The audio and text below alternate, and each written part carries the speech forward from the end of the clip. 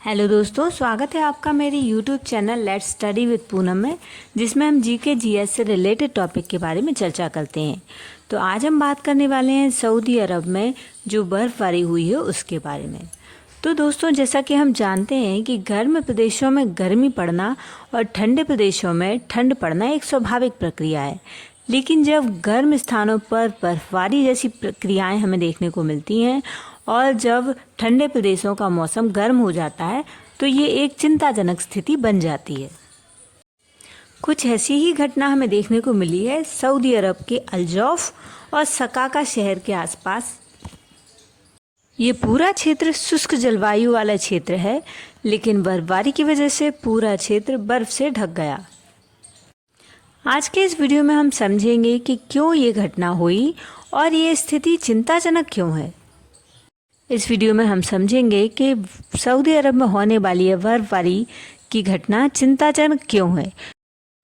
जैसा कि हम जानते हैं कि हाल ही में COP29 की बैठक होने वाली है, तो इस स्थिति में ये जलवायु परिवर्तन इतना विचारणीय क्यों है ये जानते हैं।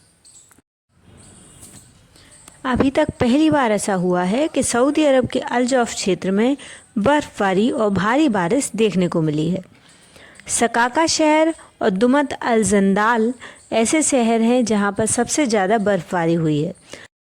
सऊदी अरब के सकाका और दुमत अल जंदाल शहर के आसपास के क्षेत्र में जहां पर बर्फबारी दर्ज की गई है, उस जगह के क्षेत्र में मौसम परिवर्तन की इस तरीके से परिवर्तन देखा गया है मौसम में कि वहाँ पर हो सकता है वसंत ऋतु का आगमन हो जाए और ऐसे पेड़ पौधे जो कि अपेक्षाकृत ठंडे मौसम के क्षेत्रों में पाए जाते हैं, जैसे कि लैवेंडर और गुलदाउदी आदि प्रचुर मात्रा में वहाँ उगाए जा सकें।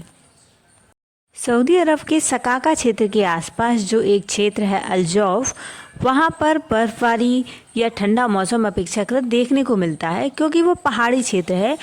अक्सर जो समय रहता है 7 दिसंबर से 14 जनवरी तक का, उस समय पर वहाँ पर बर्फबारी और ठंडा मौसम देखने को मिलता है। लेकिन इसके अतिरिक्त और कुछ ही क्षेत्र में ये बर्फबारी देखने को अभी तक नहीं मिली थी, जो इस बार पहली बार देखने को मिली है। यदि हम इस जलवायु परिवर्तन के कारण को जानने का प्रयास करें तो अल-जौफ क्षेत्र को आमतौर पर शुष्क जलवायु क्षेत्र कहा जाता है, जो कि वास्तव में है। वायुमंडलीय कारण को समझें तो संयुक्त अरब अमीरात के राष्ट्रीय मौसम विज्ञान केंद्र NCM के अनुसार इस मौसम का कारण अरब सागर से ओमान तक फैली निम्न दबाव प्रणाली है। इस प्रणाली के कारण शुष्क क्षेत्रों में नम हवा का प्रवेश होता है, जिससे आंधी और ओलावृष्टि और बारिश आदि का कारण बनती है।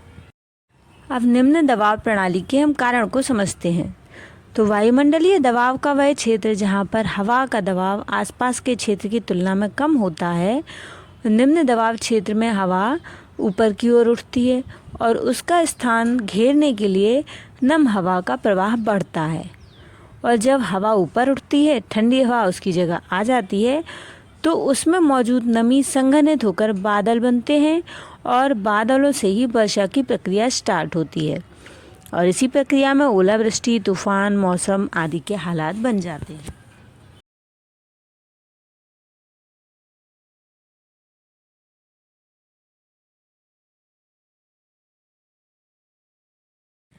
अब सऊदी अरब में इस मौसम परिवर्तन के कारण को अरब सागर से ओमान तक निम्न दबाव प्रणाली को कारण बताया जा रहा है।